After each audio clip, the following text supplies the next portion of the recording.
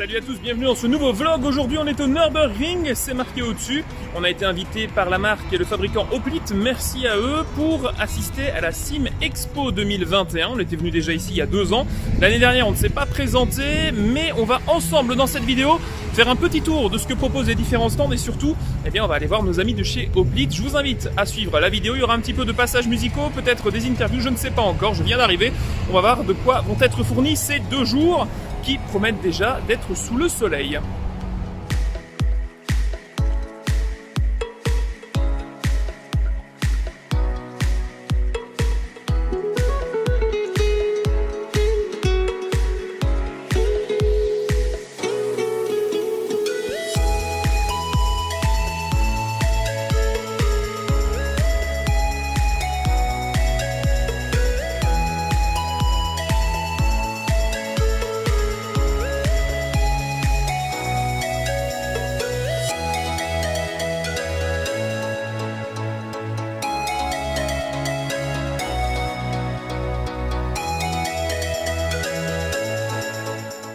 On débute ce tour de la Sim Expo avec Fanatec, représentant sans doute le plus connu présent, avec un énormissime stand pour présenter 2 produits. Bien évidemment son CSL DD, le nouveau Direct Drive, petit budget, qui était parti à la base d'un poisson d'avril, le CSL 0.5, mais finalement il est là, bien devant nous, et il a tourné tout le week-end avec différentes simulations. On a pu donc goûter ce que valait un Direct Drive, qui sera proposé avec une force de 6 Newton à 350 € et avec une force de 8 Newton aux environs de 480-490 €.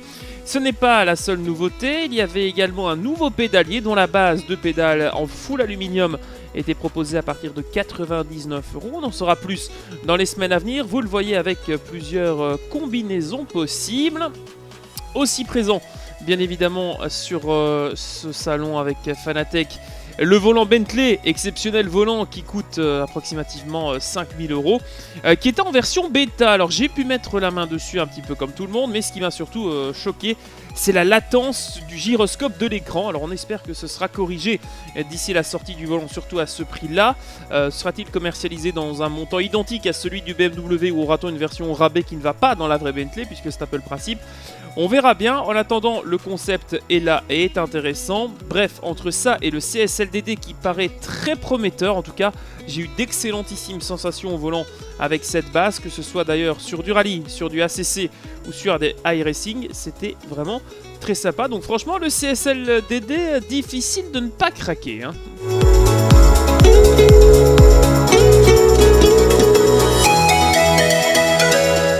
Je vous propose d'enchaîner immédiatement avec une petite interview du patron d'Hoplite, grâce à qui j'ai pu me rendre à cette édition de la DAX Sim Expo. Il nous parle de ses nouveaux produits. Alors Eric, bonjour, on est sur le stand d'Hoplite, on est ici grâce à toi, donc merci déjà pour l'invitation. La nouveauté, au-delà de l'évolution qu'on évoquera dans quelques instants du baquet classique, le GTR chez Hoplite, c'est l'arrivée d'un nouveau produit qui s'adresse à une nouvelle gamme. On va parler aux jeunes, aux enfants, aux gens un peu moins grands, un peu moins lourds. C'est ce Nitro Kart qui arrive. Est-ce que tu peux nous présenter un peu le produit? Oui, absolument. Merci Maxou d'être là avec nous et pour cette interview. Donc en fait là aujourd'hui on présente à la DAX Sim Racing Expo le Nitro Kart.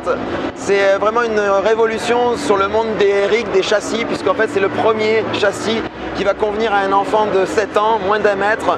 Donc c'est vraiment la possibilité de pouvoir avoir une première expérience du sim racing, et qui plus est un châssis qui est totalement évolutif, puisque c'est un châssis qui va l'accompagner dans sa croissance et qui est capable de recevoir aussi des gabarits de plus d'1 mètre 90. Donc ce qui est assez incroyable. C'est quand même pas mal, sachant que 1 mètre 90, quand on voit que certains pilotes souffrent de leur hauteur, ça peut être très intéressant. Évidemment, il y a un côté budgétaire qui est intéressant aussi. C'est plus facile à ranger, c'est plus facile à déplacer, c'est moins lourd. Mais c'est pas pour autant limité, c'est-à-dire qu'il y a support écran, il y a pas mal d'options. Est-ce qu'on peut voir un petit peu à quoi ça ressemble avec celui qui est derrière? Absolument. Donc en fait, le Nitro Kart, l'intérêt effectivement, c'est qu'il est très compact. Donc on est sur du tube de 35 mm d'épaisseur et un système en fait qui est extensible. Donc on va pouvoir dévisser grâce à ces molettes et donc replier afin de ranger une fois qu'on a terminé de jouer avec. Donc l'extension ici, elle est plus de 80 cm. Donc ce qui donne vraiment cette amplitude qui permet justement à des joueurs de 1 mètre 90 de jouer. Donc on a la possibilité d'ajuster la partie arrière comme la partie avant, ce qui fait que là aussi en fonction de la taille de son corps, que l'on ait un tronc ou des jambes longues ou courtes, peu importe, on va ajuster véritablement en fonction de son désir, ce qui est un point très important. Autre élément très important, la possibilité d'incliner le volant et de régler la hauteur du volant. Donc non seulement on a ce réglage en hauteur, mais aussi ce réglage en inclinaison selon que l'on souhaite jouer à de la F1, plutôt du GT, plutôt du rallye, etc. Donc différentes positions. Également on va pouvoir incliner les pédales, là aussi pour avoir une position idéale dans le jeu. Donc ce qui est intéressant également, c'est que le produit, on le fournit avec un véritable siège baquet fibre de verre, ce qui est issu du monde professionnel, et qu'on l'accompagne également d'un réducteur de siège, donc réducteur de siège qui a été dessiné par Hoplite et qui permet justement à un enfant d'avoir un confort parfait, je dirais, dans le baquet.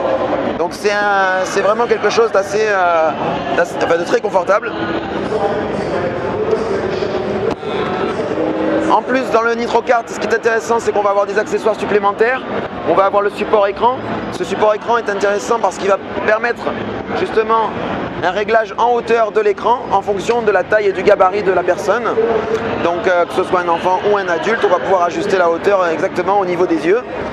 Ensuite, ce qui est intéressant, c'est qu'on réfléchit à des accessoires supplémentaires comme évidemment le support boîte de vitesse que l'on proposera plus tard. Alors c'est un produit qui n'est pas encore disponible, est-ce qu'on peut déjà avoir peut-être une date, voire un prix annoncé? Oui, donc en fait le produit actuellement, on est sur un programme de précommande qui va débuter sur le mois de décembre 2021 et le produit sera lancé officiellement sur le marché en février 2022. Donc ce qui va nous permettre justement de prendre le temps d'avoir aussi un petit peu de la visibilité sur le marché français et européen. Bah écoute, hâte de voir ça, en tout cas merci beaucoup, c'était très intéressant et donc le NitroKart bientôt disponible. C'est pas pour moi, je suis pas au format bien évidemment, mais ça peut intéresser vraiment énormément de jeunes pilotes.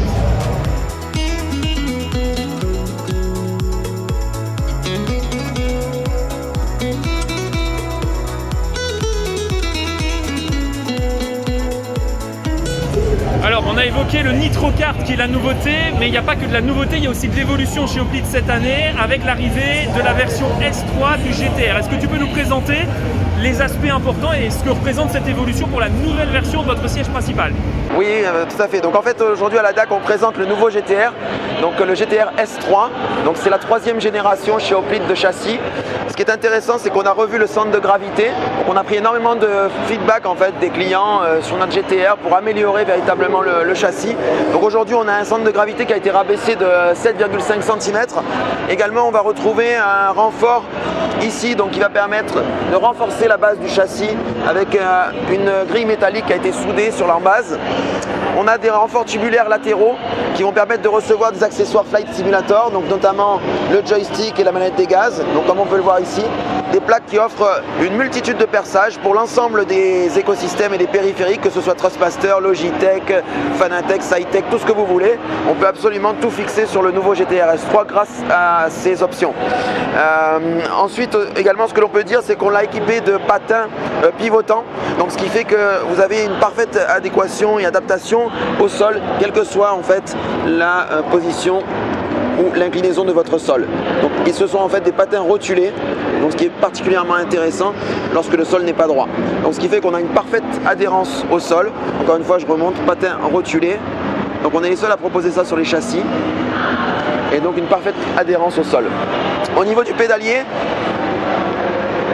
on a ajouté donc des systèmes de renfort sur le pédalier, donc notamment avec des barres latérales ici, à droite et à gauche, qui se reprennent sur l'arceau principal et donc qui permettent de renforcer la rigidité du pédalier.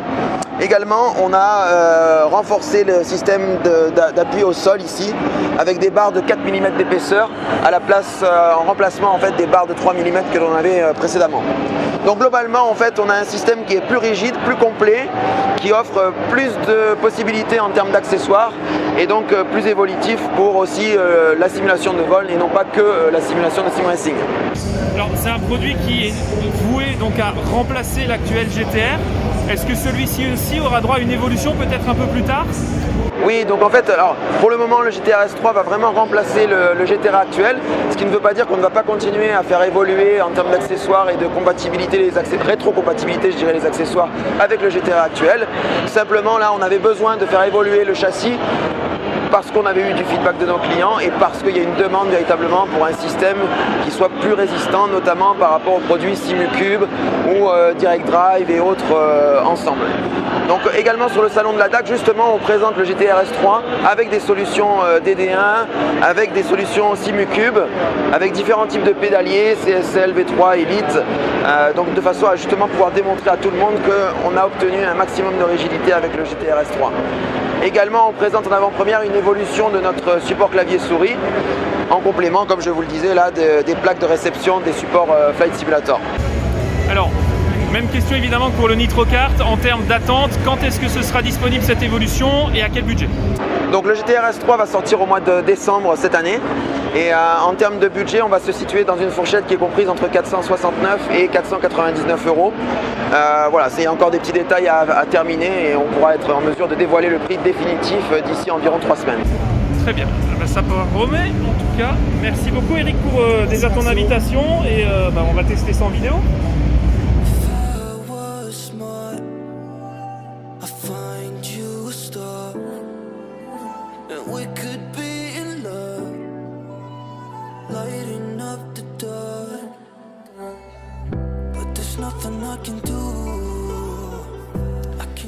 Un autre stand après ce Lidoplite que je voulais absolument tester et dont je voulais vous parler dans ce vlog, c'est mon expérience auprès de Venim, une marque française qui met en place plusieurs pédaliers qui sont basés sur ce que l'on peut retrouver dans les véritables monoplaces de course sur le même principe d'amortissement. En tout cas, quelques concepts sympathiques avec notamment des LED qui fonctionnent en potentiomètre sur l'accélérateur et le frein qui illuminent en vert ou en rouge, c'est plutôt sympa.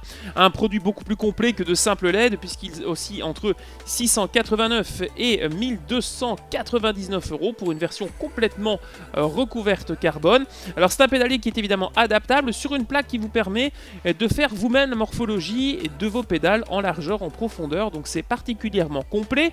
Ce pédalier est évidemment fabriqué en France, un savoir-faire assez intéressant qui est développé en partie avec des responsables, en tout cas une personne qui a longtemps travaillé chez PlayStation pendant plus de 15 ans et qui a ensuite enchaîné chez Ubisoft aujourd'hui, et cette personne et son neveu ont un peu monté la marque, et donc c'est via l'intermédiaire de Thibaut Cazobo, le simracer bien connu, que j'ai eu l'occasion de me rendre sur le stand et de discuter avec eux. Un produit particulièrement complet où vous avez un petit package qui vous arrive et vous avez vous-même la capacité d'adapter vos pédales sur un simu existant ou bien évidemment sur un profilé alu, ce qui est encore le plus simple. Ça marche relativement bien, notamment avec les différentes rigidités de caoutchouc qui sont proposées. Alors un peu à l'image, vous le connaissez peut-être via le grand public, du TLCM de Thrustmaster avec des tubes et des ressorts beaucoup plus adaptables. Ce qui m'a aussi bluffé, c'est la capacité de l'embrayage à redonner ce mou en fond de pédale. Donc franchement, c'est une très bonne surprise, et quand on voit les tarifs qui sont proposés par rapport à d'autres comme Eusingveld, il n'y a pas à rougir et c'est une marque à tester ou en tout cas à surveiller dans les prochains mois parce que c'est du très très lourd.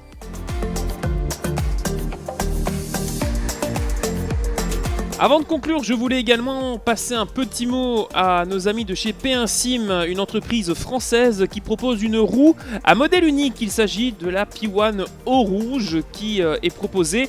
Comme particularité, c'est son adaptation sur l'ensemble des marques du marché. Donc on peut retrouver une compatibilité de cette roue sur les Logitech, Thrustmaster, Fanatec, même les Direct Drive style Simcube. C'est un volant qui est très intéressant. Il y a 16 RGB, il y a 4 palettes, il y a des molettes sur le dessous plutôt rigides, d'autres plutôt molles, donc on peut vraiment s'y retrouver parmi les 12 boutons poussoirs qui sont dessus. Une plaque en véritable carbone de 5 mm, donc un modèle très intéressant avec un prix relativement abordable quand on voit ce qu'on peut trouver chez Simcube par exemple, où il y a d'autres modèles beaucoup plus élaborés. Ici c'est une roue qui cherche à être dans l'efficacité et dans la modularité avec cet écran LED où vous pouvez gérer l'entièreté de l'interface avec des applications tierces comme SimLab. Bref, c'est un volant qui s'adapte partout et qui est très sympa.